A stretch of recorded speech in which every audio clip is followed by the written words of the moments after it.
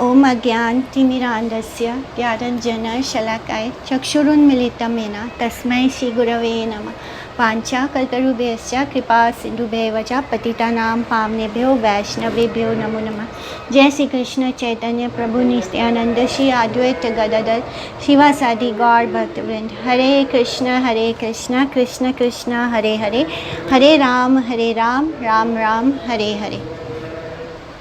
कल के श्लोक से आगे बढ़ेंगे।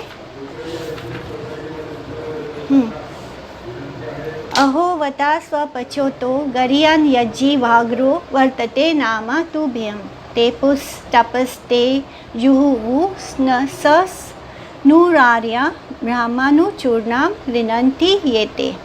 तो ये श्लोक आता है श्रीमद् भागवतम के कैंटो 3 में चैप्टर 33 और श्लोका नंबर 7। तो इसका अर्थ है कि अहो नाम ग्रहणकारी पुरुष की श्रेष्ठता की बात और क्या कहूँ।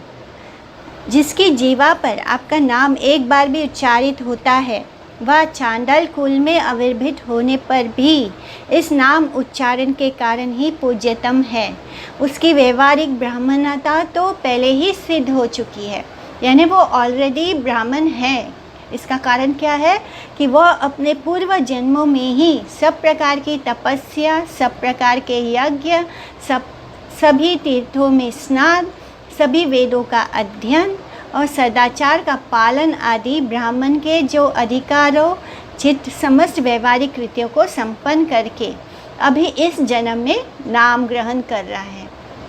यानी जो व्यक्ति कृष्ण का नाम जपता है, कृष्ण नाम ग्रहण करता है, उसने अपने पूर्व जन्म में ब्राह्मण का जो भी कर्तव्य होता है वो ब्राह्मण होने के सारे कर्तव्यों को पूरा कर चुका है। यानी वो ऑलरेडी ब्राह्मण था। अभी जो है हरि नाम करने के कारण क्या हो गया, ब्राह्मण से भी ऊपर हो गया, यानी वैष्णव हो गया। इसलिए जो भी लोग हरि नाम करते हैं वो ऑलरेडी उन्होंने सारा तप कर लिया है, यानी वो ऑलरेडी अपने पूर्व जन्म में सारे यज्ञ कर चुके हैं, सारे तपस्या कर चुके हैं, सभी तीर्थों में स्नान कर चुके हैं, सभी वेदों का अध्ययन कर चुके हैं और सभी सदाचार का पालन कर चुके हैं। ये सब करने के बाद इस जन्म में वो हरि का नाम ग्रहण करते हैं। ब्रह्मानां सहस्रेभ्यं सत्याजी विशिष्यते। सत्याजी सहस्रेभ्यः सर्ववेदांत पारगा सर्ववेदांत विताकोट्या विष्णु भक्तो विशिष्यते। वैष्णवानां सहस्रेभ्यः एकांत्या को विशिष्यते। तो ये वाला श्लोक हम लोग ने लास्ट टाइम भी पढ़ा था हरिदास ठाकुर केस में। अर्थात जो हजारों ब्राह्मणों की अपेक्षा एक याज्ञिक ब्राह्मण होता है वो श्रेष्ठ होता है। हजारों याज्ञिक ब्राह्मणों की अपेक्षा एक सर्व वेदांत शास्त्रज्ञ श्रेष्ठ होता है। कोटि कोटि सर्व वेदांत शास्त्रज्ञ व्यक्तियों की अपेक्षा एक विष्णु भक्त श्रेष्ठ होता है और हजारों विष्णु भक्तों वैष्णवों की अपेक्षा एक एकांतिक अनन्य भक्त श्रेष्ठ होता है। तो इस तरह ये श्लोक आया था तपन मिश्रा के समय। तपन मिश्रा को कैसे वो एकांतिक भक्त थे, तो एकांतिक भक्त कैसे श्रेष्ठ होता है। हरे कृष्णा। क्वेश्चन?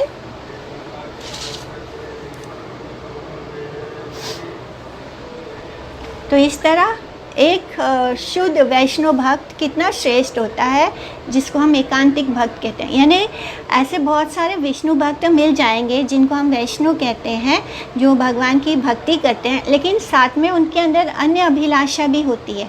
यानी उनके मन में अपने परिवार के प्रति स्नेह होता है या कुछ पाने की अभिलाषा होती है, सिर्फ केवल कृष्ण भक्ति नहीं होती। तो ऐसे जो वैष्णव होते हैं इनमें भी ऐसे हजारों विष्णु भक्त वैष्णव की अपेक्षा एक एकांतिक भक्त श्रेष्ठ होता है, जिसके अंदर केवल और केवल कृष्ण की सेवा पाने की अभिलाषा हो। यानी कृष्ण, अन्य अभिलाषा शून्य, कोई और अभिलाषा बची ही ना हो, जिसके अंदर कुछ भी इस संसार से पाने की इच्छा ना बची हो। तो ऐसे वैष्णव से एकांतिक अनन्य भक्त श्रेष्ठ होता है। कपिलेरा भावे प्रभु जन निरस्थाने ये कहिलाताई प्रभु कहे एखाने, शुना शुना माता कृष्ण भक्ति रा प्रभाव, सर्वभावे करा माता कृष्ण अनुराग। तो प्रभु ने जैसे कपिल देव के रूप में अपनी जननी देवहूति को जो उपदेश दिया था, वैसे ही वही उपदेश यहाँ पर वे सच्ची माता को दे रहे हैं। सुनो माता, श्री कृष्ण भक्ति के प्रभाव को सुनो और सब प्रकार से श्री कृष्ण में ही अनुराग करो। कृष्ण भक्ति और कृष्ण भक्त के प्रभाव के संदर्भ में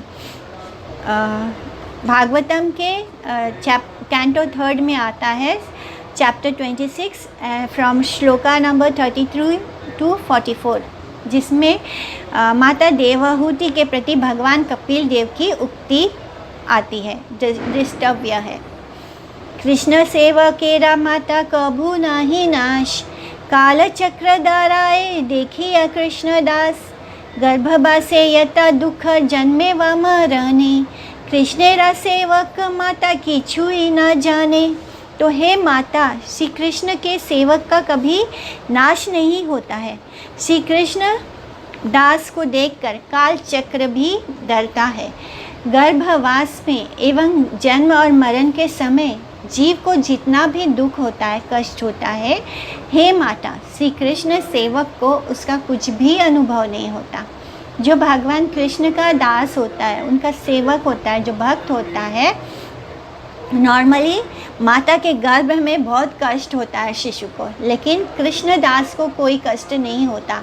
ना उनको जन्म के समय कोई कष्ट होता है, ना उनको मरण के समय कोई कष्ट होता है। जो कृष्ण का भजन करते हैं वे मायाबद्ध जीवों की भांति काल शोभ्य धर्म अर्थात जन्म स्थिति नाश के अधीन नहीं है। वास्तव में भागवत भक्त काल के प्रभाव से कभी भी विनष्ट नहीं होते हैं। भक्तिमय जीवन प्राप्त करके वे नित्य निरंतर ही हरि सेवा करते रहते हैं। देवताओं को भी प्रभु काल का यह जन्म स्थिति भंगात्मक प्रबल चक्र भक्तों के भक्ति प्रभाव को देखकर भयभीत रहता है। तो इस तरह देवता भी भयभीत रहते हैं, लेकिन जो कृष्ण भक्त होते हैं उनको ये जो काल चक्र का प्रभाव है उनके ऊपर नहीं पड़ता, उनको कोई तकलीफ कोई पीड़ा नहीं होती। भीषण काल चक्र कृष्ण विमुख या कृष्ण विस्मृत मायाभक्त जीवों को नाना योनियों में, तो काल चक्र किस तरह उन लोगों को परेशान करता है जो मायाबद्ध जीव हैं, जो कृष्ण से विमुख हो चुके हैं। उनको किसमें नाना योनियों में भ्रमण करना पड़ता है, यानी 84 लाख योनियों में उनको भ्रमण करना पड़ता है, बार बार जन्म ग्रहण करवा कर अंत में उनका संहार करता है ये काल चक्र। किंतु जो भागवत भक्त होते हैं, जो भगवान के भक्त होते हैं, वो नित्य चिन्मय आत्मविद होते हैं। इसलिए उस प्रकार का भयंकर काल चक्र उनका स्पर्श तक नहीं करता है, अपितु दास की भांति उनका अनुगमन करता है। यानी जो काल चक्र बाकी सब मायाबद्ध जीवों को परेशान करता है, वो भगवान के भक्तों को स्पर्श भी नहीं करता, उल्टा उनका दास बनकर उनका अनुगमन करता है। आप लोग डिस्टर्ब हो रहे हो क्या? बैकग्राउंड में आवाज़ आ रहा है।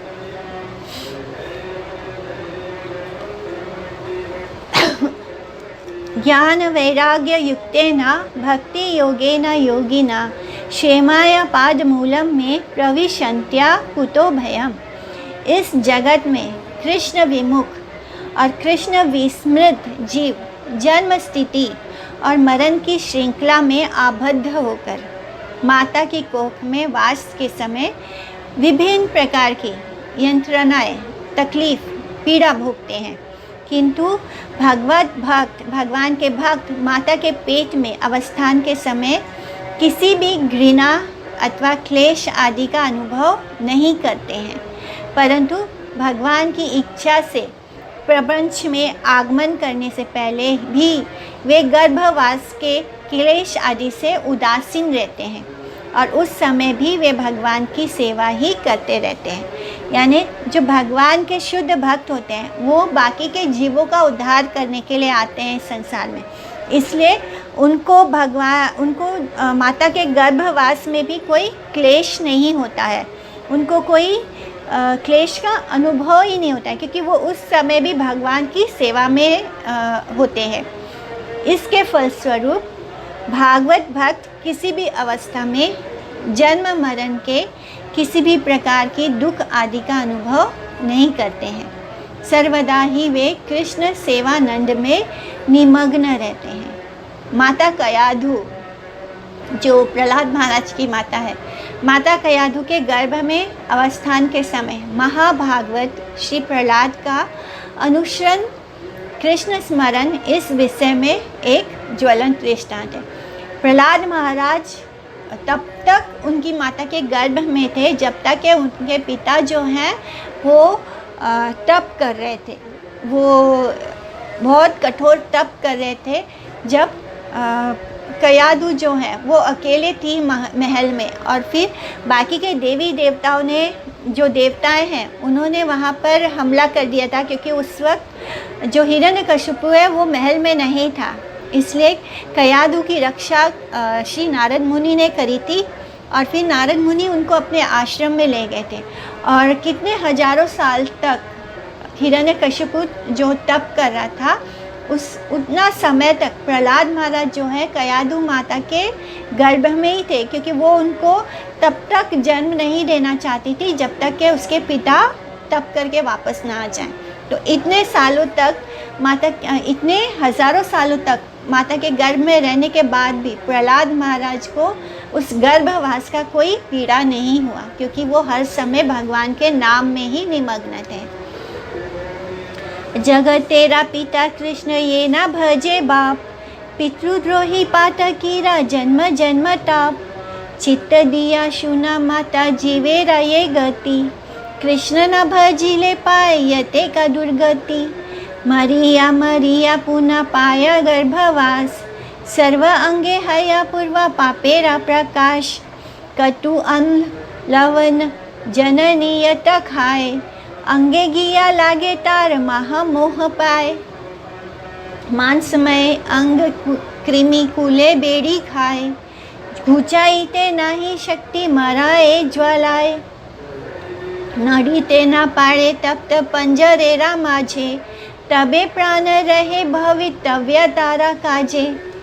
तो किस तरह माता के गर्भ में एक शिशु का हाल होता है। श्री कृष्ण जो है वो जगत के पिता हैं, जो पिता को नहीं भजता है उस पितृद्रोही पातकी पुत्र को जन्म जन्मांतर तक दुख भोगना पड़ता है। हे माता, जीव की श्री कृष्ण भजन ना करने से जो जो दुर्गति होती है वह सब मनोयोग्य पूर्वक सुनो। वो जीव मर मर कर बारंबार गर्भ में वास करता है, यानी वो हर पल मरता है।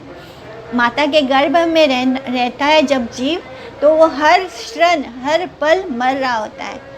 उस समय उसके सारे शरीर में पूर्वकृत पापों का प्रकाश देखा जाता है। जो भी उसने पीछे जन्म में पाप किए हैं वो सब उस वक्त प्रकाशित हो जाते हैं। माता जो भी कड़वी, खट्टी, नमकीन वस्तु खाती है, उसका जो रस होता है वो जा जाकर उसके शरीर में लगता है, जिससे वो बड़ा ही कष्ट पाता है। उसके मांस में शरीर को कीड़े जो हैं वो घेर घेर कर खाते हैं, उन्हें हटाने की शक्ति भी उसमें नहीं होती। उस प्रकार दंशन की जो जलन में वह जला करता है, पहले तो कीड़े नोच नोच के उसको खाते हैं स्किन को।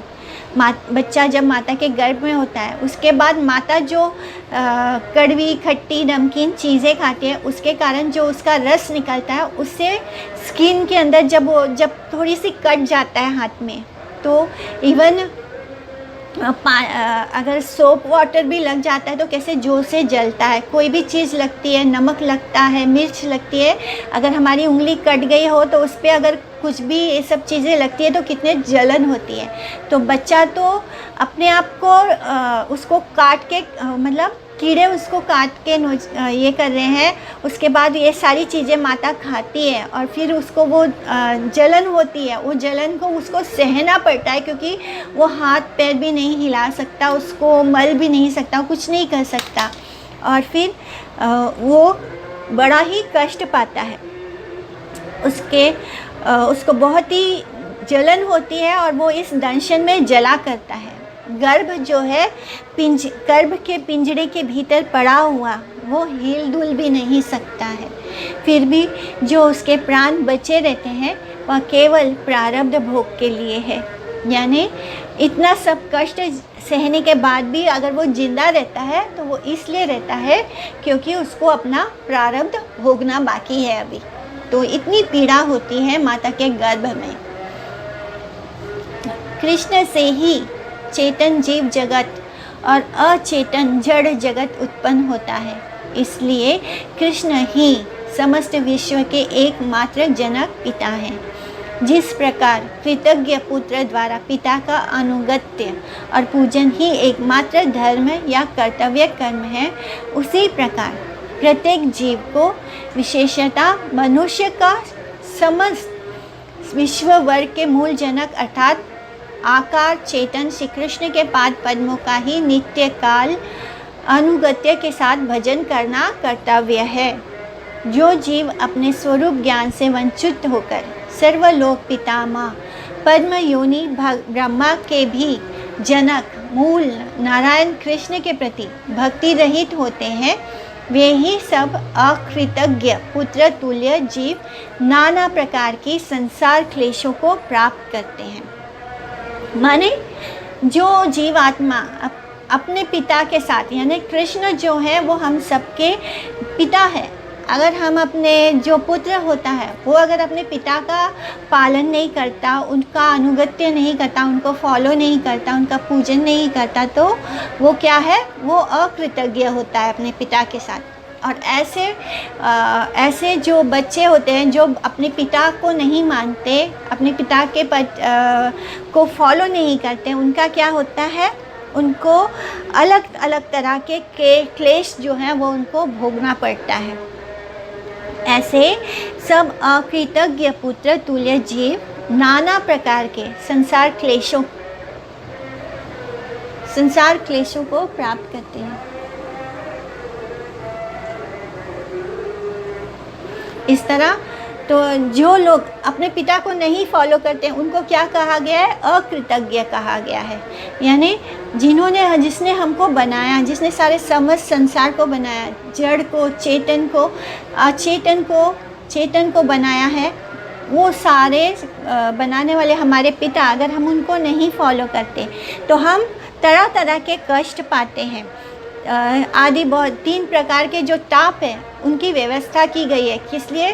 क्योंकि हमने अपने पिता को फॉलो नहीं किया। तो इसलिए ऐसे अकृतज्ञ धर्म उल्लंघनकारी अपराधी पुत्र को दंड स्वरूप संसार में आध्यात्मिक, आदि भौतिक, आदि दैविक, ये 3 प्रकार के तापों को व्यवस्था की गई है, ताकि क्योंकि हमने भगवान को नहीं फॉलो किया तो अब ये ताप हमको भोगना ही पड़ेगा।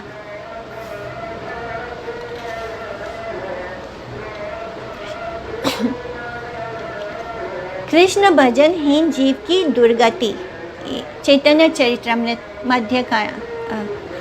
कृष्ण भूलि से जीव अनादि बहिर्मुखा, अतएव माया तारे देर संसार दुखा। कभू स्वर्गे उठाए कभू नरके डुबाए, दंड यजने राजा ये ना नदी चुबाए। तो किस तरह जो जीव आत्मा कृष्ण को भूलती है तो उसका क्या हशर होता है। जो जीवात्मा कृष्ण से बहिर्मुख हो गई है उसको माया क्या करती है, इस संसार का दुख देती है। कभी उसको स्वर्ग पहुंचा देती है, कभी उसको नर्क में डुबा देती है।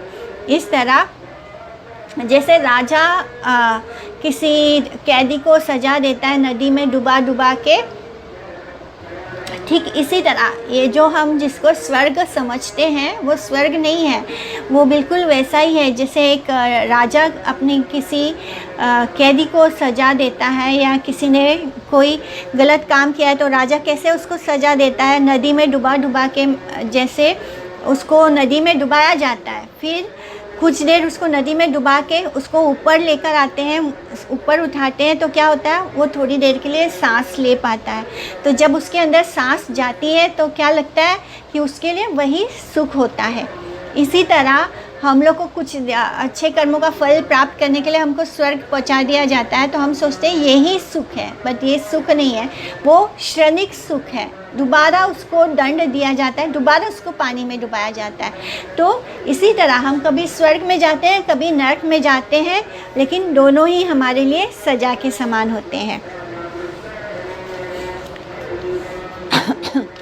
श्री भगवान ने कहा, माता कपिल देव ने माता देवहूति से कहा था कि माता, मैंने जो ये काल की कथा कही है, मनुष्य इसके प्रभाव से ही चलित होते हैं।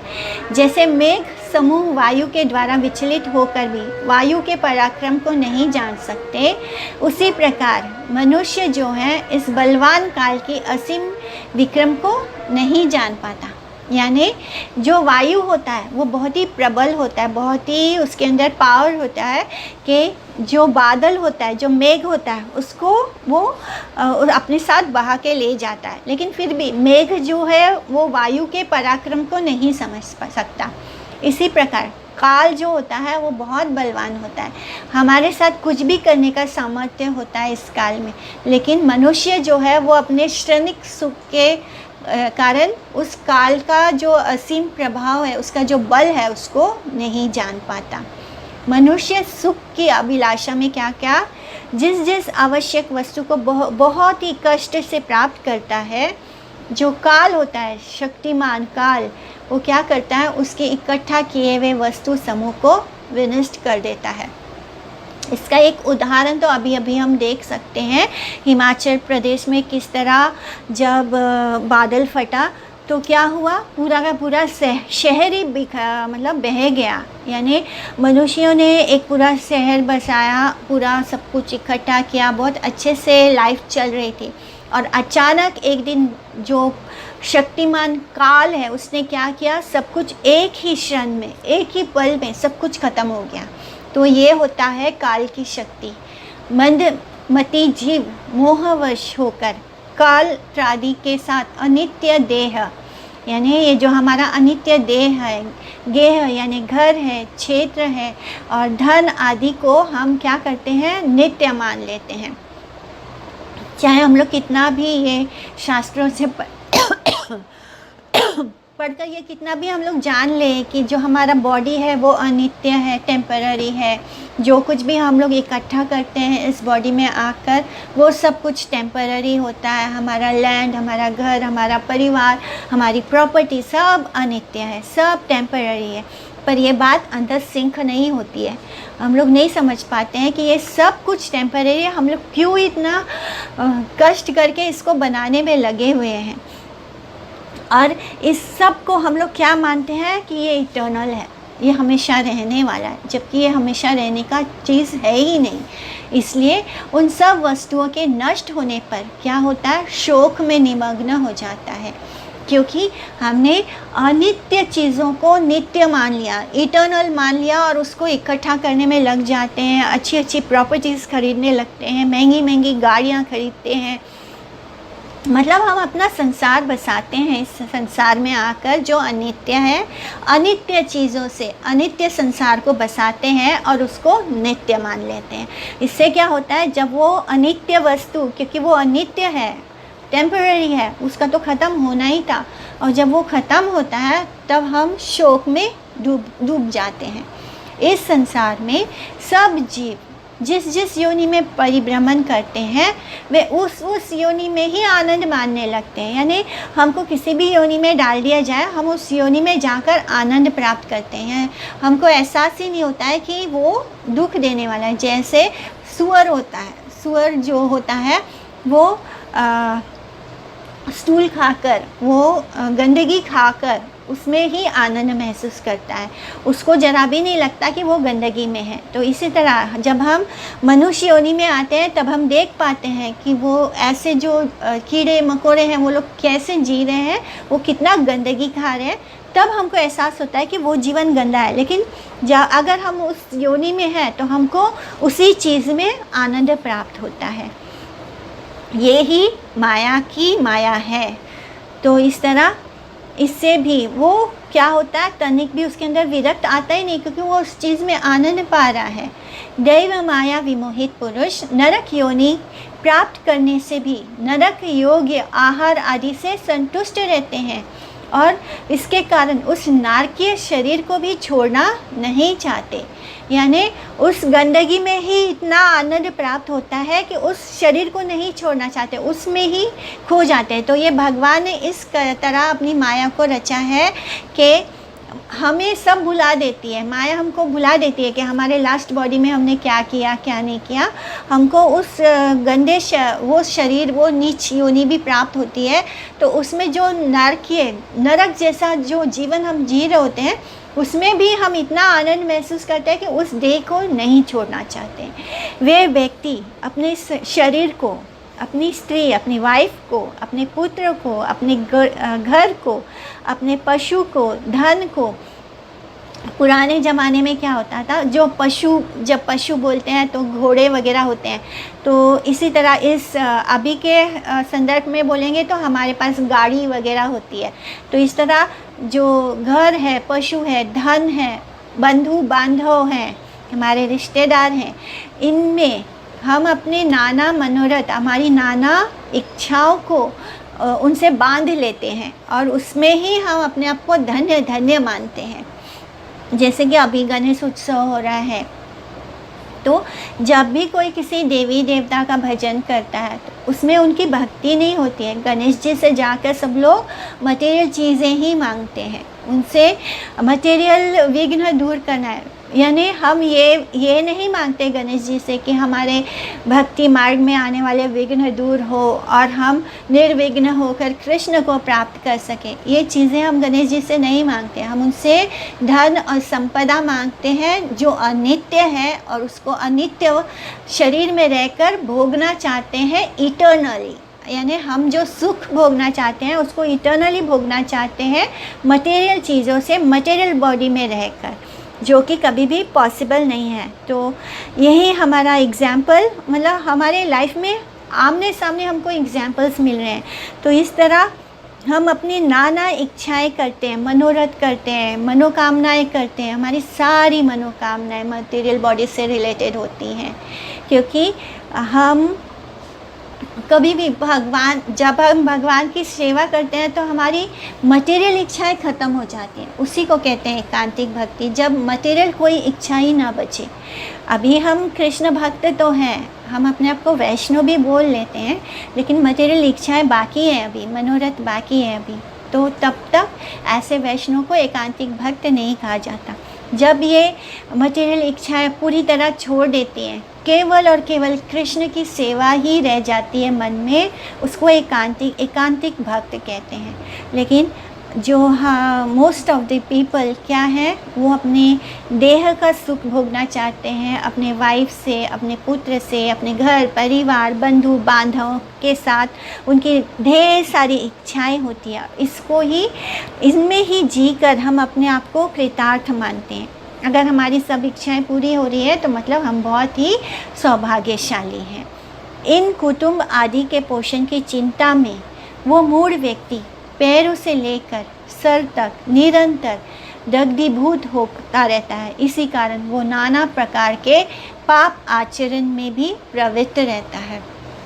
तो जितने भी पाप हम करते हैं वो इसलिए करते हैं क्योंकि हम इस देह से रिलेटेड सुख को जीना चाहते हैं। हम अपने लिए उतने पाप नहीं करते जितना हम अपने अपनों के लिए करते हैं, उनको सुखी देखने के लिए करते हैं, या उनको इम्प्रेस करने के लिए करते हैं, उनका पालन पोषण करने के लिए करते हैं। तो वो गृहवर्ती व्यक्ति कापट्य धर्म युक्त सुख दुख प्रदान घर में शिशुओं की, बच्चों की मीठी मीठी आधी आधी बोली, तोतली बोली में बच्चे जब बोलते हैं तो उसमें उनको सुख प्राप्त होता है। असती स्त्रियों के द्वारा निर्जन में प्रदर्शित संभोग आदि रूपा माया के द्वारा जो विमेंस हैं उनके प्रति अट्रैक्ट होते हैं और इंद्रियों सहित निर्लस होकर लिप्त हो जाते हैं, अपनी इंद्रियों को भोगने लगते हैं स्त्रियों के प्रति। और छोटे छोटे माने विवाह करते हैं तो बच्चे होते हैं, बच्चों की जो मीठी मीठी बोली होती है उसमें ही अपने आप को पूरी तरह भूल जाते हैं कि जीवन का एक्चुअली में लक्ष्य क्या है। यानी उनके लिए जीवन पूरी तरह इसी में माया मोह में ही हो जाता है और अपनी इंद्रियों में वो लिप्त हो जाते हैं, स्त्रियों के प्रति आकर्षित होकर, लस्टी होकर। जिनके पोषण से अधोगति होती है उन कुटुंबियों का ही वह मूढ़ व्यक्ति भयंकर हिंसा वृत्ति द्वारा जहाँ तहाँ से अर्थोपार्जन करके पोषण करता रहता है। यानी जिन परिवार के बारे में अगर हम लगातार सोचते रहें उनके कारण क्या होगा, अगर हम केवल अपने परिवार के बारे में ही सोचते रहें जो कि सिर्फ इस जन्म में ही हमारा रिलेशनशिप है, वो भी हमारे कर्मों के फलों के कारण होता है। और अगर हम उनको भी भगवान की तरफ क्या हम खुद को ना ले जाएं ना उनको ले जाएं और केवल उनका ही पोषण करने में क्या होता है, ऐसे लोग बहुत पाप करते हैं। उनको स्वयं के उनके खाने से जो अविष्ट रह जाता है उसी का भोजन करके वह अपना जीवन धारण करता है। यानी वो अलग तरह से गलत तरीके से पैसे कमाने की चेष्टा करता है उनको पोषण देने के लिए, अपने कुटुंब के लिए, अपने परिवारजनों के लिए। इस तरह वो जो खाकर छोड़ देते हैं उनका अवशिष्ट, उनका बचा हुआ खाना खाता है। यानी इतना कष्ट करता है एक पुरुष, इतना कष्ट करता है अपने परिवार को संभालने में और केवल उनके ही सुख के बारे में सोचता है। लेकिन यही पूरी चीज़ जो है वो बदल सकती है अगर एक इंसान अपने जीवन का लक्ष्य जान ले, उसका गोल जान ले और कृष्ण को अपने लाइफ के सेंटर में रख ले, तो यही सब चीज़ उसको कुछ छोड़ना नहीं होता। उसको जो उसके आसपास के लोग हैं उनको भी कृष्ण की ओर लेकर चलना होता है, तब वही चीज़ें अपने आप सही दिशा में चलती हैं। लेकिन अगर हम केवल अपने परिवार को ही लक्ष्य मान लें और उसको ही पोषण में लग जाएं तो क्या होगा, हमारे अंदर का जो हम गलत रास्ते पर जाएंगे पैसे कमाने के लिए, क्योंकि हमें उनका पोषण करना है। वो हमें सही और गलत देखने नहीं देगा, उल्टा हमारा नाश ही कर देगा। जब कभी वह जीविका रहित हो जाता है, यानी उसके पास धन नहीं बचता, जीविका नहीं होती, तब वह जीविका के अन्य साधनों का अवलंबन करने की बार बार चेष्टा करता है और इसमें असफल होने पर वह लोभ में लिप्त होकर दूसरे के धन की इच्छा करने लगता है। यानी जब किसी व्यक्ति का जॉब चला जाता है, कुछ उसके पास धन कमाने का रास्ता नहीं होता, तो वो दूसरा जॉब ढूंढने की कोशिश करता है, दूसरा बिजनेस स्टार्ट करने की कोशिश करता है। और जब उसमें भी बार बार कोशिश करने पर हार प्राप्त होती है तो क्या होता है, असफल होने पर उसके मन में लोभ आता है दूसरों का धन हड़पने का। तो इस तरह जब कोई अपने परिवार के मोह में होता है तो वो धन कमाने की चेष्टा करेगा और धन कमाने की चेष्टा ना पूरी हो तो वो दूसरे का धन भी अर्जित करने की कोशिश करेगा। तो ऐसा मूढ़ व्यक्ति, अभागा व्यक्ति जब बारंबार यत्न करके भी अपने परिवार का, कुटुंबियों का भरण पोषण करने में असमर्थ हो जाता है, तब श्रीहीन दुखित होकर लंबी लंबी सांसें छोड़ने लगता है, परेशान हो जाता है, डिप्रेशन में चला जाता है। इस प्रकार जब वह अपनी स्त्री यानी वाइफ, पुत्र आदि के भरण पोषण में असमर्थ हो जाता है, तब दयाहीन किसान जैसे असमर्थ हुए बैल की उपेक्षा कर देता है, वैसे ही उसके पुत्र कालत्रादी भी उस गृहव्रती व्यक्ति की उपेक्षा करने लगते हैं। तो ऐसे हम देखते हैं ना, कैसे माता पिता को घर से निकाल देते हैं। वही पिता जो जब तक धन अर्जित कर पा रहा था, जब तक घर में धन लाने के लिए सामर्थ्य था, तो सारे लोग उसको घर में पूछते थे। और उसके बाद जब वो बूढ़ा हो जाता है, जब उसमें कोई सामर्थ्य नहीं बचता, तब वो अपने ही बच्चों पर बोझ बन जाता है और फिर ऐसे बच्चे उनके साथ अत्याचार भी करते हैं, उनको घर से निकाल भी देते हैं, बाहर छोड़ देते हैं सड़क पर। तो यही होता है कि जिस परिवार के लिए अपना पूरा सारा जीवन हम दे देते हैं, वही परिवार बाद में हमको बोझ समझकर घर से निकाल देता है। और ऐसे बहुत सारे एग्जाम्पल्स हमारे आसपास मिल जाते हैं हमको देखने के लिए। तो ये सब हमारे बुद्धिमान व्यक्ति वो होता है जो दूसरों को कष्ट पाता देखकर समझ जाता है कि मुझे ऐसे कष्ट नहीं पाना। बुद्धिमान व्यक्ति वो नहीं होता है जब तक कि उसके खुद के ऊपर दुख ना आए, वो दूसरे के कष्ट देखकर भी ना समझे। तो हमें इंटेलिजेंट बनना है, हमें देखना है हमारे आसपास जो चीज़ें हो रही हैं, हमको उस स्थिति में नहीं पहुंचना है। इस तरह वो उसके पुत्र कालत्रादि भी उस गृहवती व्यक्ति की उपेक्षा करने लगते हैं और पूर्व की भांति उसका आदर नहीं करते हैं। किंतु इतने पर भी उसका संसार से, इतना हो जाने पर भी उस व्यक्ति का संसार से विराग नहीं होता, वैराग्य नहीं आता उसके अंदर। व्याधिग्रस्त यानी बीमार हो जाता है, विरूपाकृति, आसन्न मृत्यु के निकट पहुंच जाता है होकर भी वो गृहव्रती व्यक्ति यानी खाली घर के बारे में सोचने वाला व्यक्ति घर में ही पड़ा पड़ा सड़ता रहता है। और पहले उसने स्वयं जिन पुत्र और कालत्रादि का पालन किया था, वे ही अवज्ञापूर्वक उसको जो कुछ थोड़ा बहुत खाद्य पदार्थ यानी खाना पीना देते हैं, थोड़ा बहुत प्रदान करते हैं, वह गृहपालित कुत्ते की भांति, घर का जो कुत्ता होता है उसके भांति उसको खाता हुआ जीवन यापन करता रहता है। यानी जैसे घर में कोई कुत्ता कैसे पालता है, उसी तरह उसकी गति होती है अपने ही घर में। उस आयु में, उस बुढ़ापे में वह रोगग्रस्त हो जाता है, उसकी जठराग्नि मंद पड़ जाती है, यानी खाना हजम करने की शक्ति मंद हो जाती है, उसका भोजन भी कम हो जाता है, वह परिश्रम करने में असमर्थ होकर घर में ही पड़े पड़े विवश हो जाता है। देह स्थित वायु के ऊर्ध्वगमन आगमन के कारण उसका श्वास नालिकाएं कफ द्वारा रुद्ध हो जाती है। इस कारण वायु के प्रकोप से चक्षु बाहर आ जाते हैं और उस समय खांसने अथवा सांस लेने में भी उसे बड़ा कष्ट होता है तथा कफ बढ़ जाने के कारण कंठ में घुरघुराहट होने लगती है, गले में घड़ जैसी आवाज़ आती है। धीरे धीरे वह गृहव्रती मृत्युशय्या पे पड़ जाता है। तब आत्मीय बंधु बांधव उसके चारों ओर से घेर कर शोक करना आरंभ कर देते हैं तथा उससे अनेक बातें पूछते हैं, किंतु काल पाश में जकड़ा हुआ वह व्यक्ति उन बंधुओं की किसी भी बात का उत्तर नहीं दे पाता क्योंकि वो मरने के आसन पे है। कुटुंब